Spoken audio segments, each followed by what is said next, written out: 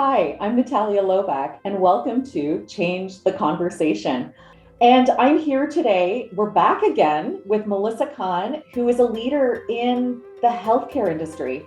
So thanks for having me again, Natalia. So, in our last conversation, we kicked off with understanding this really complex change that Melissa was working on. And I think what will be really helpful for our viewers is to understand a bit more about what made you successful, Melissa. So, can you tell me a bit more about how you started developing a solution to address the problems that you were finding in this particular department and service you were working with? I think, for me, it was my first consulting experience, and I had to get comfortable with knowing that I didn't know very much about what was going on. Beyond having, a reasonable understanding of the stakeholder groups and what their priorities were and how to get things done, I didn't have subject matter expertise. And it was my first time coming back to the hospital environment in a long time. And I had to give myself that bit of leeway to, pace myself and be mindful as to when was the right time to start making suggestions and implementing change. Because the last thing this team needed was more change for it to be changed again. It's too much, it's too confusing. And so I had to be really careful in how I proceeded, while also, keeping in mind that I was brought in to address a problem that was fairly urgent. And so it was a balance between picking when I felt like I had enough knowledge to start making some changes as well. That's really, really insightful and very wise, I must say.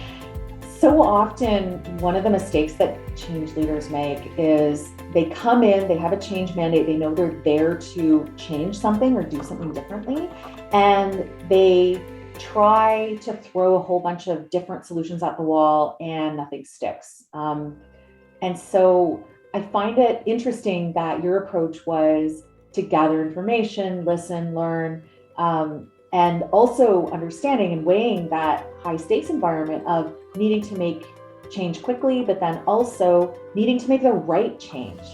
So recognizing that the team didn't have the capacity to do a bunch of different things over and over again, they were really, sounds like, almost at a point of change fatigue. Yeah. And that change that you needed to implement had to be the right one.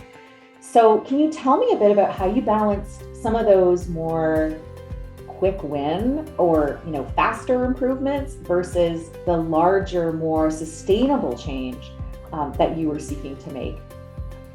Yeah, for me, it was understanding where there was some potential low-hanging fruit, like, small IT fixes. And, what's also missing most of the time is communication, and having clarity of communication, especially for people who are working multiple shifts in different areas. If there's not a clear line of communication, it can get very confusing, both among the team, but also in terms of information they're sharing back to the hospital members that they're supporting, because there's not consistency. And so that to me was really, I had to be really thoughtful around that, but thinking about what were the quick wins. And it wasn't hard, because there are some that were really like small niggly things that could have been improved fairly quickly. And building the relationship with the IT team was also really critical to my success, because I was able to get clarity on what were quick adjustments that could be made, and that would enable everyone to have an easier time doing their job. I'm only laughing because it's true. Communication breakdown is one of the things that often drives frustration in existing processes, and it's something that is, if you fix it the right way, it can be a fairly easy thing to address. IT fixes as well, and I'm just giggling a bit, having spent so much time in IT implementation and building relationships with IT teams. It's amazing the wealth of knowledge that you can access, right? Once, especially for systems driven or systems dependent processes, starting to delve into that wealth of knowledge just by simply building a relationship is one of the great opportunities. Can you tell me a bit about what changed, or like how did the morale of the team change as some of these little changes started to take shape and get momentum? How did that help you set up for that bigger change that was coming? It was a steady process. I mean, it didn't happen overnight, and I think that there was, a slow increase in confidence. It was, as with all changes, it's 2 steps forward, 1 step back. Sometimes it's 2 steps back, and that you're trying to make things work for people. But there might also be some detractors that aren't happy with the change that's implemented. And so you're trying to figure out who is the most influential person that you're trying to get through to, so that there's that bigger impact. But it's not easy. And I think that calling it out sometimes is really helpful, so that people feel understood. And that, to me, is half the battle, recognizing that this is hard and it's not fun, and it is going to take some time to fine tune, and that we're all working towards a common goal really helped people get on side. And I think, having the regular team meetings for us, it enabled people to be more vocal about some of the issues that they were having. And to me, that was a huge win. These are such amazing pieces of advice for anyone who is embarking on a similar type of complex change. I love what you said about, sometimes calling it out, talking about detractors, talking about having that common goal and aligning around the values. That's incredible stuff. So in the end, we know you were successful. But as we close off today, what are the top 3 things that you think you did that contributed to your success?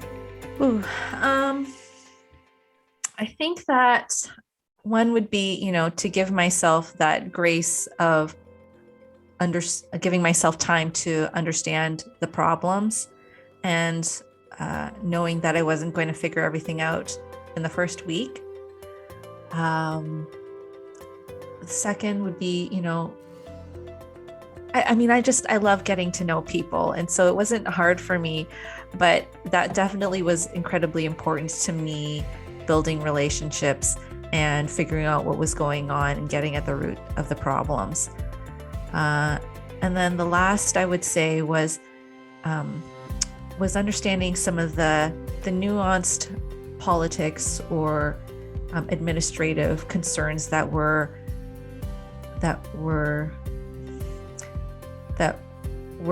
creating some additional layered challenges in what was going on, and how that might color other people's views differently. And so, understanding what was going on there helped me see what the different levels of priorities were, and how to communicate what was going on with different stakeholder groups to make sure that their concerns were being addressed. That's incredible advice. And I know that will be useful and impactful for other people who are embarking on a similar journey. It's so interesting because so much of the work that I do focuses on building relationships. And I'm so happy to hear that was a contributor to your success. And then also understanding those complex environments, which can be highly political. There's factors of influence and stakeholders that we need to understand in order to set us and our teams up for success. Yeah. And I would also say, I wouldn't have even described the environment as being highly political, having worked in so many different places, but there were a lot of financial implications to what was underway, and that created a lot of pressure and tension and attention on what was going on. And so just wanting to make sure that concerns at all levels were being addressed too. So it was a huge investment for them. Melissa, thank you so much for speaking with me today. You're welcome, Natalia. I had a great time chatting with you.